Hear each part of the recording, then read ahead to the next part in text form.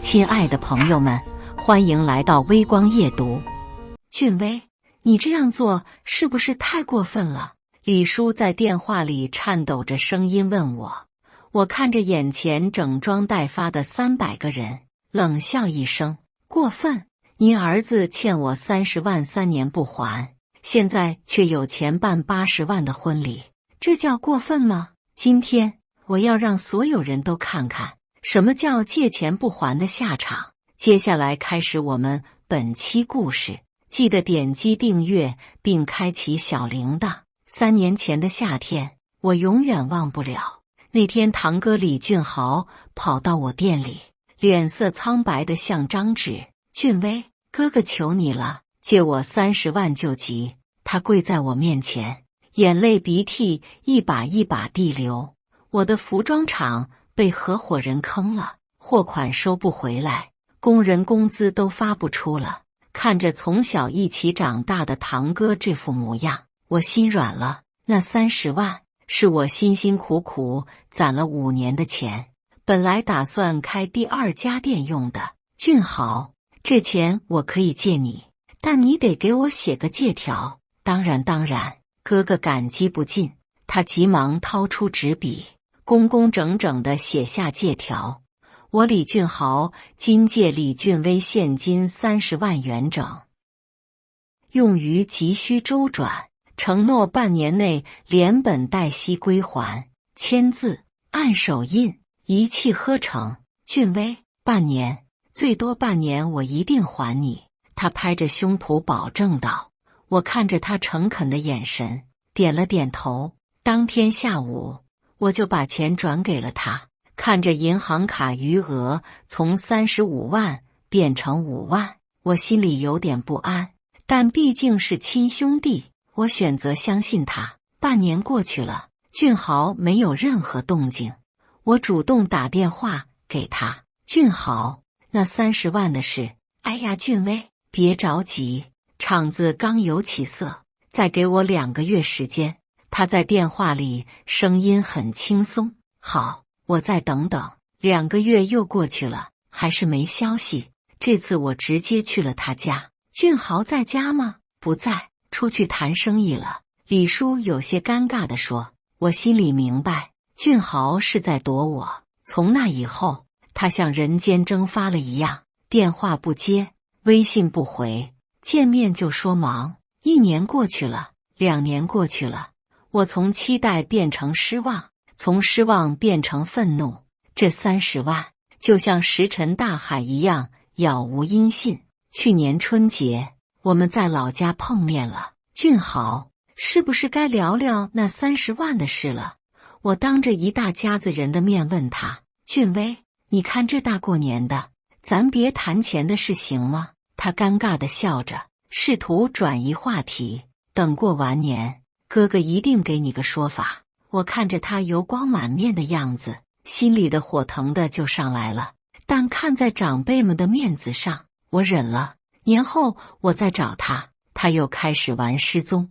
这次连李叔都不敢见我了。我明白了，他们是铁了心不想还钱了。3年来，我无数次想过要起诉他，但毕竟是一家人，真闹到法院去，老人们脸上也不好看。我一直在等一个机会，等一个能让他主动还钱的机会。谁知道这个机会真的来了，而且来得这么戏剧性。上个月的一个晚上，我正在店里盘点货物，手机突然响了，是朋友小马发来的微信。威哥，你看看这个，你堂哥要结婚了。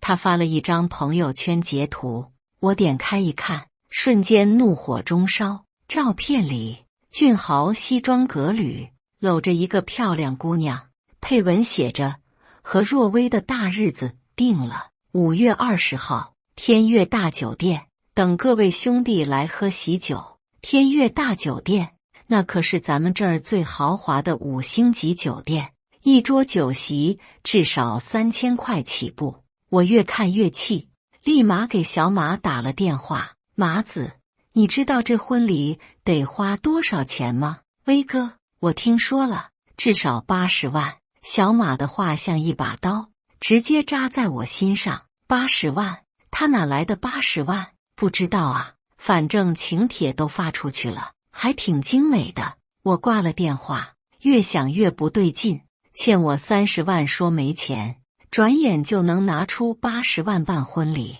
第二天一早，我就去打听消息，托人一问，更是气得我差点吐血。天悦大酒店豪华宴会厅，50桌酒席，每桌3800的标准，光酒席就19万，还有布置费、司仪费、摄像费，零总总加起来至少30万，再加上给女方的彩礼20万，买3金首饰10万，这一场婚礼最少花80万。我坐在车里，气得浑身发抖。3年前跪着求我借钱，说工人工资都发不出，现在倒好，80万的婚礼说办就办。我给俊豪打电话，果然还是不接，发微信也是石沉大海。我去了他家，李叔说他不在，我在小区门口等了3个小时，都没见到人影。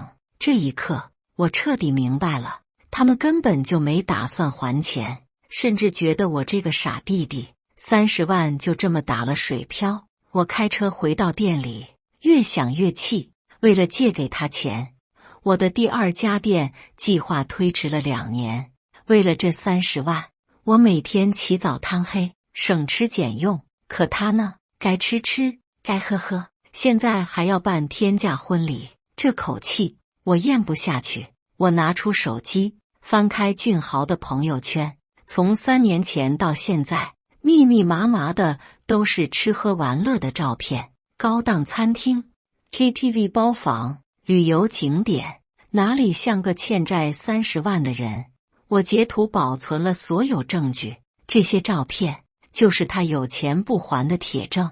那天晚上，我一夜没睡，脑子里反复想着一个问题：怎么办？起诉？太便宜他了。上门要？他躲着不见面。我需要一个更直接、更有效的方法，让他无处可躲，让所有人都看清他的真面目。就在这时，我想到了一个绝妙的主意。既然他要办婚礼，那我就去参加。不过，我要带着300个人去，还1万，腾一桌，不还钱就别想好好办婚礼。想到这个主意，我兴奋的一宿没睡。第2天一早，我就开始制定详细的计划。首先，我需要找到300个人，这可不是个小数目。我拿出手机通讯录，开始一个一个的打电话。第1个电话打给了我的发小张猛。猛子，5月20号有空吗？咋了，威哥？有事，陪我去吃个婚宴，顺便帮个忙。我把俊豪欠钱不还的事跟他说了一遍。妈的，这种人就该治治。张猛一拍桌子，威哥，我不光去，还带上我们球队的兄弟们，20个人。有了第1个，后面就好办了。我把自己的同学群、生意伙伴群全都发了消息，各位兄弟，我需要大家帮个忙。然后把事情经过详细说了一遍。没想到大家的反应比我预想的还要激烈。威哥，这种白眼狼就该教训。我去，必须去。欠钱不还还办天价婚礼，太过分了。1个上午的时间，我就凑齐了100多人，同学40个，生意伙伴50个，朋友30个，但还差一半。我需要继续努力。下午，我去了我的几家供货商那里。老板，我需要大家帮个忙。我把情况一说，老板们都义愤填膺。李老板，这是我们管定了，我们厂里20多个工人全部出动。到了傍晚，已经有200人确认参加了，还差100人。我有些着急。这时候，我想到了我的员工们。我的店里有15个员工，加上他们的家属，又是30多个人。我又联系了几个老客户，他们也愿意帮忙。最后，我甚至联系了我们小区的邻居们，大爷大妈，帮个忙，去吃个免费的婚宴。年纪大的人最看不惯这种借钱不还的行为。小李，这种人就该治。我们去。经过3天的努力，我终于凑齐了300人。这300人里，有我的亲朋好友，有生意伙伴，有员工客户，还有邻里乡亲。大家都有一个共同的目标，帮我要回这30万。接下来，我开始制定行动计划。我把300人分成了10组，每组30人，每组都有一个组长，负责协调行动。我们的策略很简单，还1万，腾一桌。俊豪每还我1万块，我就让一桌的人离开。30万还完，300人全部撤退。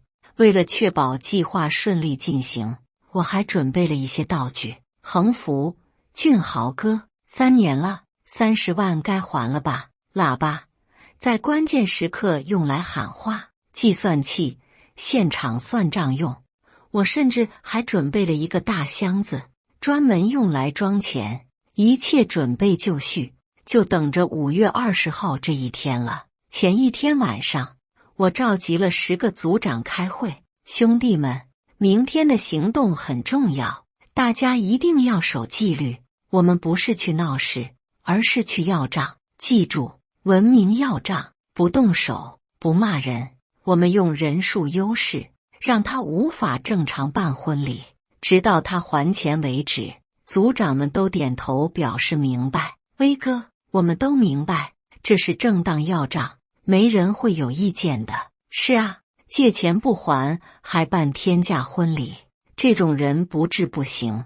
会议结束后，我回到家里，看着窗外的夜景，我心情既紧张又兴奋。明天就是决战的日子，3年来的憋屈和愤怒终于可以释放了。俊豪啊俊豪，你以为欠了我的钱就能一笔勾销？明天我就让你知道什么叫借钱不还的代价。我要让所有人都看看李俊豪是什么样的人。我要让他在自己的婚礼上当众还钱。这30万，我1分钱都不会少要。5月20号上午9点，天悦大酒店门前停满了各种车辆。我带着300人，浩浩荡荡地出现在酒店门口。路过的人都停下来观看，议论纷纷。这是干啥呢？这么多人，好像是去参加婚礼的。参加婚礼用得着这么多人吗？我走在最前面，身后跟着黑压压的一片人群，每个人脸上都写着义愤填膺。到了酒店大门口，迎宾小姐都傻眼了。先生，请问您是参加李俊豪婚礼的？我淡淡的说道。可是您这么多人都是他的朋友，怎么不欢迎吗？迎宾小姐不知道该怎么办，赶紧跑去找经理。我们一行人径直走进了酒店大堂。豪华的装修，巨大的水晶吊灯，到处都是鲜花和气球，看得出来这场婚礼确实花了大价钱。我心里的火又蹿了起来，用我的钱办婚礼，真是够可以的。酒店经理急急忙忙跑过来，先生，请问有什么问题吗？没问题，我们就是来参加婚礼的。可是您的人数有问题吗？新郎没说不让来啊。经理为难地看着我们，不知道该怎么处理。这时候李叔匆匆赶了过来，看到我们这阵势，他脸色瞬间变得苍白。俊威，你这是干什么？李叔，我来参加俊豪的婚礼啊。我笑着说道，这些都是我的朋友，特地来祝贺的。可是你们这么多人，人多热闹啊，俊豪应该高兴才对。李叔急得满头大汗，赶紧给俊豪打电话。好，你快下来，俊威带了好多人来了。不一会儿，俊豪穿着新郎服匆匆下楼，看到我和身后的300人，他的脸色比李叔还难看。俊威，你这是要干什么？俊豪哥，恭喜恭喜啊！我走上前去，拍拍他的肩膀，听说你要结婚，我特地带朋友们来祝贺。俊威，咱们有话好好说，别在这里。有什么不能在这里说的？我打断了他的话。今天是你的大喜日子，我当然要来祝贺。不过俊豪哥，咱们之间好像还有笔账没算清楚吧？俊豪的脸色更难看了。俊威，今天是我结婚的日子，咱们能不能？不能！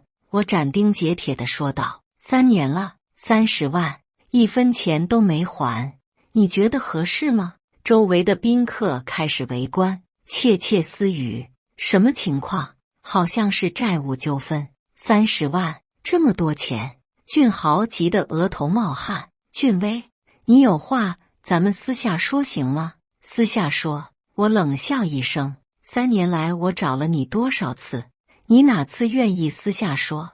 今天你办80万的婚礼，我觉得你应该有钱还我了。我没有钱，婚礼的钱是什么？是借的还是偷的？我步步紧逼，让他无话可说。这时候，张猛他们也围了过来。李俊豪，借钱不还还有理了？3年了，30万说没就没了，有钱办婚礼，没钱还债。俊豪被围在中间，脸色涨得通红。你们这是要干什么？要债？我大声说道。今天我就在这里跟你算清楚这笔账，还1万，腾一桌，30万还完，我们立马走人，1分钱不还，我们就在这里陪你到底。俊豪彻底慌了。俊威，你不能这样，今天是我的婚礼，正因为是你的婚礼，我才要来。我冷冷地看着他，让所有人都看看你李俊豪是个什么样的人。借钱的时候跪着求我，还钱的时候就装死。今天不把账算清楚，我们谁都别想走。就在我和俊豪对峙的时候，新娘张若薇也下楼了。她穿着洁白的婚纱，本来应该是最美的时刻，可看到眼前的场面，她整个人都愣住了。这是怎么回事？她怯怯地问俊豪。俊豪支支吾吾地说不出话来。我看着这个无辜的姑娘，心里有些不忍，但想到俊豪的所作所为，我还是开了口。若薇是吧？我是俊豪的堂弟李俊威，我来是想跟俊豪算清楚一笔账。3年前他借了我30万，到现在1分钱都没还。张若薇瞪大了眼睛，不敢置信地看着俊豪。豪哥，这是真的吗？俊豪张了张嘴，却说不出话来。俊豪哥现在办80万的婚礼，我觉得他应该有钱还我了。我继续说道。张若薇的脸色瞬间变得苍白。80万，婚礼花了80万。他转头看向俊豪，眼中满是惊恐。豪哥，你不是说这钱是……若薇，别听他胡说。俊豪急忙想要解释，但张若薇已经明白了什么，她的身体开始颤抖，眼泪止不住地往下流。豪哥，你告诉我，这80万到底是哪来的？他的声音里带着绝望。俊豪支支吾吾地说不出话来。就在这时，一个中年妇女急急忙忙跑了过来。若薇，出什么事了？这是张若薇的母亲，看到女儿哭得梨花带雨，她急坏了。妈！张若薇哭得说不出话来。张妈妈转头看向俊豪，厉声问道：俊豪，到底出什么事了？俊豪还是一句话都说不出来。我看不下去了，开口说道：阿姨，是这样的。我把俊豪欠债的事情简单说了一遍。张妈妈听完，脸色变得铁青。你是说俊豪欠了你30万？是的，有借条为证。我掏出借条递给张妈妈看。张妈妈看完借条，愤怒地转向俊豪：李俊豪，你给我说清楚，这80万是哪来的？俊豪被逼到墙角，再也无法逃避。就在这时，张若薇突然情绪失控了，她瘫坐在地上，嚎啕大哭。我知道了，我全都知道了。她的哭声撕心裂肺，让所有人都安静下来。张妈妈听到张若薇接下来说的话，一个趔趄差点没站稳。妈，那80万是我偷偷拿的，是我偷偷拿了爸爸妈妈的养老钱，还有弟弟的学费。若薇，你说什么？妈，我对不起你们。张若薇哭得上气不接下气。豪哥说他家里有钱，让我先垫付婚礼费用。他说等结婚后就还给我们。我相信了他，把家里所有的钱都拿了出来，爸爸的20万养老金，妈妈的15万积蓄，还有弟弟下学期的5万学费，连你们给我的20万彩礼，我都搭了进去。张妈妈听完，身体摇摇欲坠。若薇，你怎么能这样？那是你爸妈的养老钱啊，那是你弟弟的学费啊。妈，我知道错了，我知道错了。张若薇哭得快要晕过去了。可是豪哥说他有钱，他说，他绝望地看向俊豪。豪哥，你说过的，你说你有钱的，你说会还给我家的。俊豪这时候彻底绷不住了，面对张若薇绝望的眼神，面对张妈妈愤怒的指责，面对300人的包围，面对所有宾客的议论，他终于承认了，我确实没有钱，婚礼的钱确实是若薇家的，我本来想着结婚后慢慢想办法还的。这句话一出，现场瞬间炸锅了。张妈妈气得浑身发抖。李俊豪，你还有没有人性？你明知道自己欠着巨债，还要骗我女儿的钱，那是我们全家的积蓄啊！张若薇哭得更厉害了，她终于明白自己被骗了，被这个她深爱的男人彻底骗了。张妈妈的怒吼声在大厅里回荡，周围的宾客越聚越多，议论声此起彼伏。天哪，这男的也太渣了，欠人家30万不还，还骗女方家的钱，这种人怎么能结婚？俊豪被众人的目光盯得无地自容，他试图为自己辩解，阿姨，我真的想还的，可是我现在确实困难。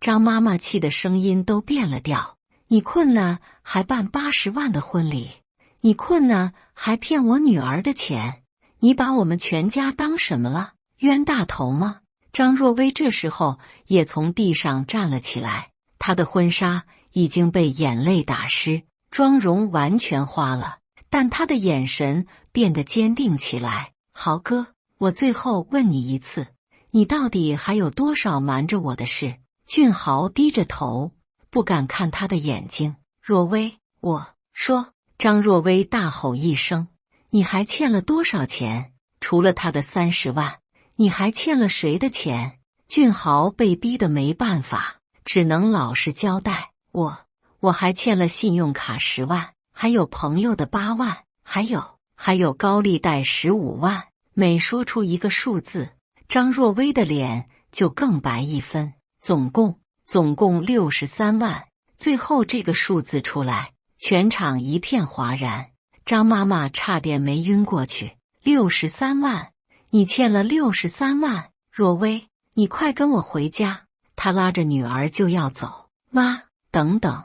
张若薇甩开母亲的手，她走到俊豪面前，狠狠地扇了他一巴掌。李俊豪，你真的太让我失望了，我瞎了眼才会爱上你这种人。从今天开始，我们分手，我要回我们家的钱，1分钱都不能少。俊豪捂着脸，想要挽留。若薇，你听我解释。张若薇冷笑一声，你还有什么好解释的？你从头到尾就是在骗我，骗我的感情，骗我家的钱。我告诉你，从今天开始，我再也不想见到你。说完，他开始脱手上的戒指，这个戒指还给你，我们家的钱你必须还，1分钱都不能少。俊豪慌了，他想要阻止张若薇。若薇，你不能这样，婚礼都准备好了，用我家的钱准备的婚礼，张若薇的声音里满是嘲讽。李俊豪，你还有脸说这话？这时候，张若薇的父亲也赶到了。听完事情经过，这个50多岁的男人气得浑身发抖。俊豪，你把我们当什么了？20万养老金，15万积蓄，5万学费，那是我们全家的心血啊！你怎么能骗我们？俊豪跪在地上，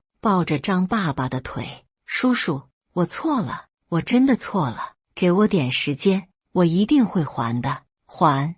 你拿什么还？张爸爸一脚踢开他。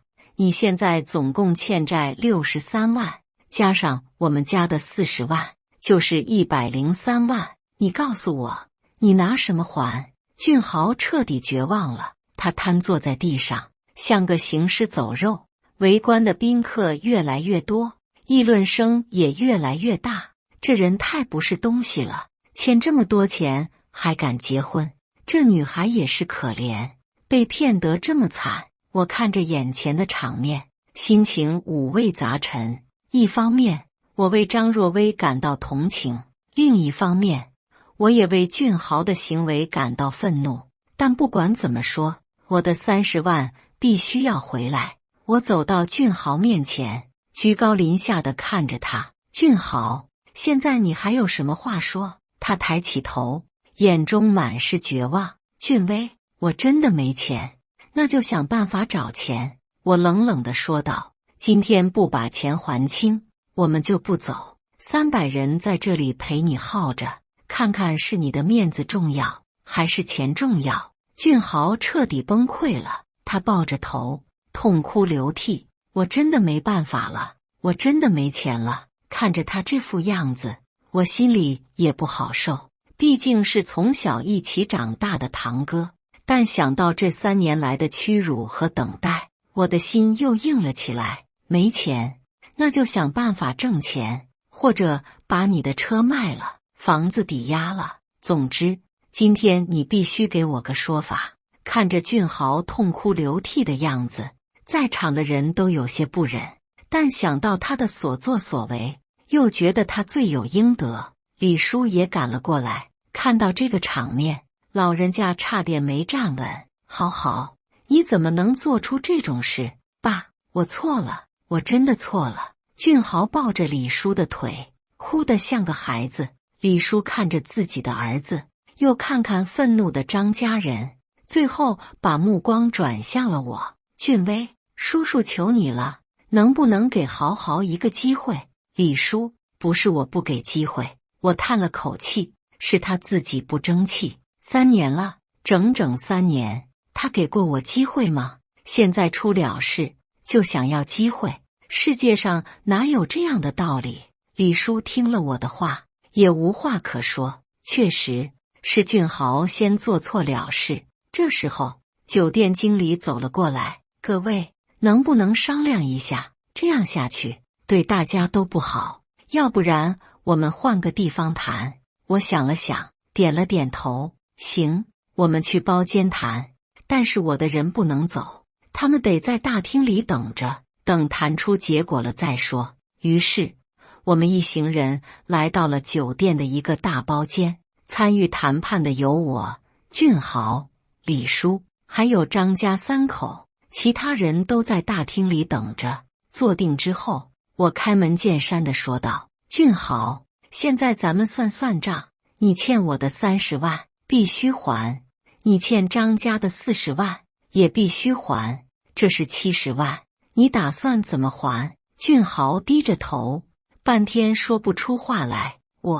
我真的没有这么多钱，那就想办法找钱。张爸爸也发话了，俊豪，你必须把我们家的钱还回来，那是我们的养老钱，是我儿子的学费，你不能这样害我们全家。俊豪哭着说道，叔叔，我知道错了，可是我真的没办法。那你就去借，去贷，去想一切办法。我毫不客气地说道，当初你能骗到40万，现在就能想办法还40万。总之，这钱你必须还。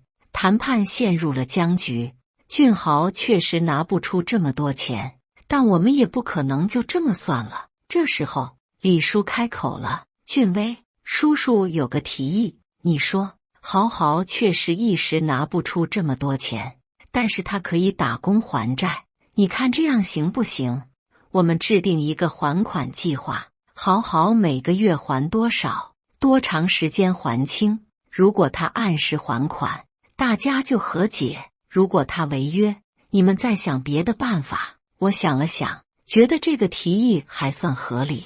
毕竟俊豪现在确实拿不出这么多钱，强人所难也不现实。行，我可以给他这个机会，但是必须有保证，有监督，而且违约的后果很严重。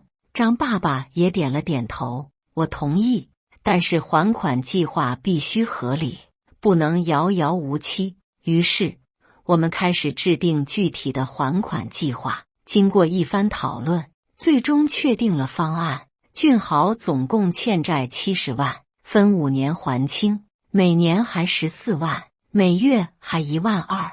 第一笔钱必须在1个月内到账，如果连续2个月违约，我们有权采取法律手段。还款期间，俊豪不得有任何奢侈消费，车子必须卖掉，房子必须抵押，所有收入除了基本生活费，全部用来还债。俊豪听完这些条件，虽然觉得苛刻，但也只能接受。我同意，我一定按时还款，希望你说话算话。我站起身来，记住，这是你最后的机会，如果你再敢耍赖，我绝不会手软。协议谈妥后，我们回到了大厅，我对着300个兄弟说道：“各位，谢谢大家今天的帮忙，事情已经解决了，我们可以撤了。”兄弟们纷纷围了过来。威哥，钱要回来了，解决了，制定了还款计划，